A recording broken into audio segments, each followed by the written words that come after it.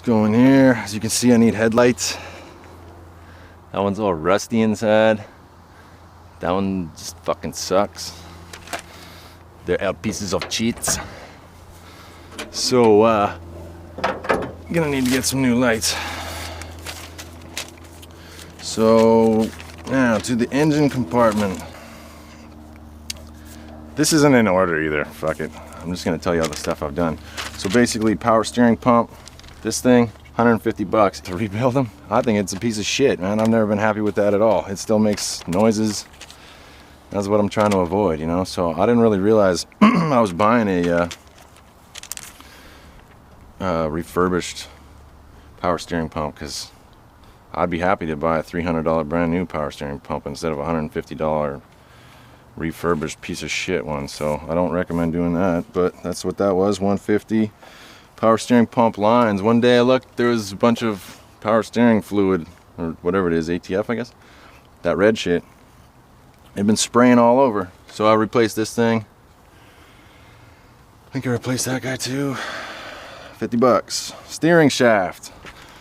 So I got this, what are these guys called? I can't think of the name, but they make these for all types of vehicles, so it shouldn't be that hard to find. But it's a aftermarket power steering shaft. You can see mine went rusty, so you should probably just, you know, paint yours up. But I would recommend that, I guess. You know, I don't know, it depends how much money you're willing to spend on these things. Well, the engine mount looks kind of fucked up down there.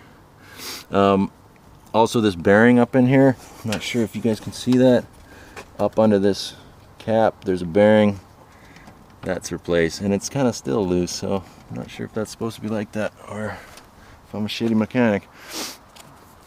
But changed the power steering shaft, the power steering pump, and the linkages up front, and this thing still steers like an old jalopy, man. It's so that's why I bought the drop pitman arm. Actually, I'm hoping that'll solve my Jeep nightmares. Probably not, but we'll see how it goes.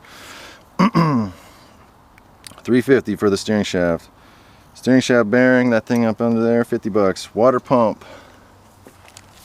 So basically I redid all the coolant system. So in here, water pump, 70 bucks. Coolant hoses, I really don't even remember how much those were. I just put 50 bucks. Thermostat in there, 20 bucks. Valve cover. Mine was all cracked because this one's plastic, right? For this model, so all the bolts have been over tightened, they're all cracked. And I think it was leaking oil all over the engine because the engine was covered with oil. Actually, I haven't really looked at it that much since then. And it appears to not be covered in oil, so that must have been the problem. This valve cover was 50 bucks. I think there was other ones, something like that. It was cheap. There was other ones for way more money, which might have been a better bet, because when I bought this, it didn't really fit. I had to like hold the edges out in order to bend it on there or something, and it made a lot more valve noise, I noticed after. Because this is some cheap Chinese, not to keep knocking Chinese, you know what I'm saying, this is some offshore shit, it's just low quality shit. So valve cover, 50 bucks. Oil pressure sending unit, I think that was this fucker over here, down in there. And that, actually, I got a video that shows that. 30 bucks.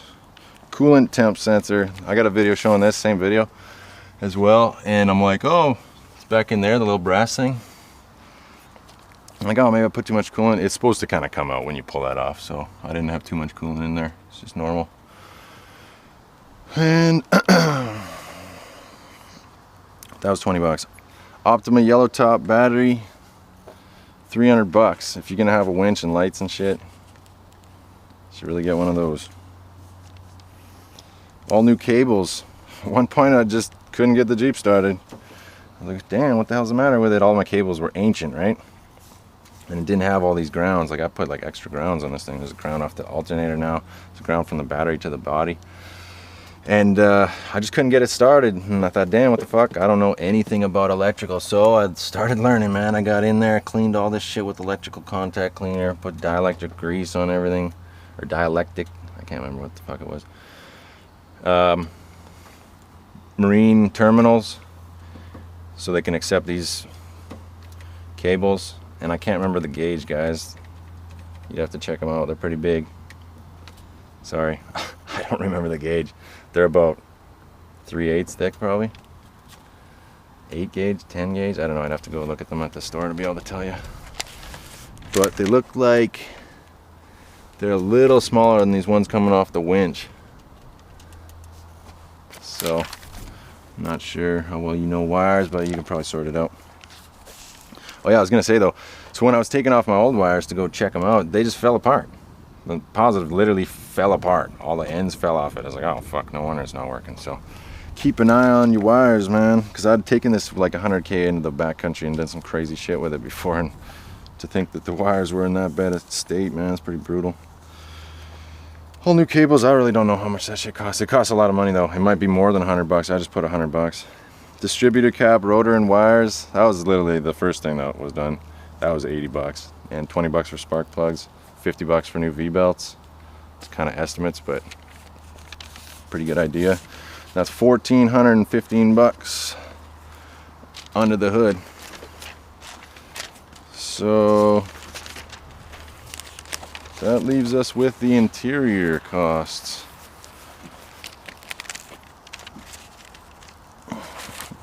So best top seats, I guess we should, yeah, I'll just go, I mean, this isn't the order they were done in, but fuck it.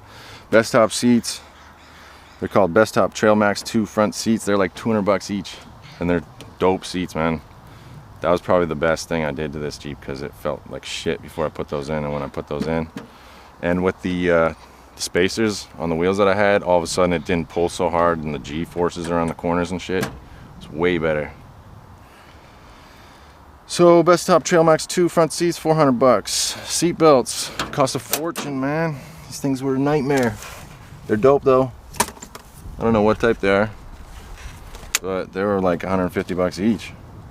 So what did I say for seat belts? $300, yeah. Rugged Ridge console. I still have to bolt it down. That thing's pretty dope though. $200. I do have a CB. I'll put it maybe in there, I guess. Rugged Ridge all-terrain foot floor liners. Front floor liners, sorry. It's those things. They're dope. You know, what were they? $60? I think that's worth it. Puts your shit on some sort of like military tip. More so than the hoopty tip. Shift knobs, $30 each. That was also, man, this is your interface with the vehicle. Like, changing that changed my whole perspective on driving this thing. I used to have these like foam junkyard salvage ones, was whack. Stereo sucks, and it was still like $300. So that's the way she goes. Need something better. Wiper switch. This was a huge fucking job, man. Taking off the steering wheel and taking out all this crap in the steering column. It's a nightmare. I don't have the tilt column either, so all the write-ups are on tilt, and mine's not tilt. It was a lot of work. I changed the wiper switch, $150. I actually also have the turn signal switch, because it wasn't working. It seems to be working again. So I don't feel like taking it all apart again, because it was an unsuccessful job, man. I took it all apart and I could not get the turn signals out of here. They were locked in here, and there's still more assembly to do, or disassembly to do. I never really got around to it, but I have since found a write-up on, I think, the Wrangler forum. Can't remember the guy's name, but if you search it up, you should be able to find it. He goes through it. There's the I can't remember what the heck it is. Probably for your brights. There's a big bar that goes down the top of the column. You got to take that off, and then the thing comes apart, and then you can get at the wiper switch. So anyways, other than that was the floor pan I bought from Quadratec. You can't really tell. I mean, this was the edge of it. Just cut it in because the old one was all rusted, so we chopped that out. My buddy helped me out. And the bed liner, $60. And that's like $1,650. So I think that's it. I'll try to add it up for you on the screen as we go through it. So that doesn't include any of my recovery gear. It's just some crap back here right now. I'll probably get rid of these whack ass subs and just make it full militant. Maybe get some 115 and a crazy amp or something, but I got some recovery shit. I'll just show you guys that in another video. The Jeep came with this, so I didn't mention it, but it's a Best Top I don't even know what it's called, some sort of security thing. It's not installed very well. Look, I just kind of put it in, some ghetto installations, not even tight. And the rear door doesn't want to close sometimes. Oh yeah, baby. So that's it, my $14,000 Jeep, and you can see how rough it is. It looked a lot better when I painted the underbody all black. I was really obsessed with the looks of it when I first got it because I'm a graphic designer and I didn't really know much about mechanical shit. And I was kind of intimidated to work on the engine. So it looked pretty sweet, but you know, fast forward a couple years and I've been spending most of my time in the engine bay, and shows you how fast the shit kind of degrades, man. It's all going rusty again down there and needs more work. So hopefully that sheds some light on it for you guys. Basically, this is how a $3,500 Jeep turns into a $14,000 Jeep that still needs untold amounts of dollars thrown at it, but it's fun. It's getting there.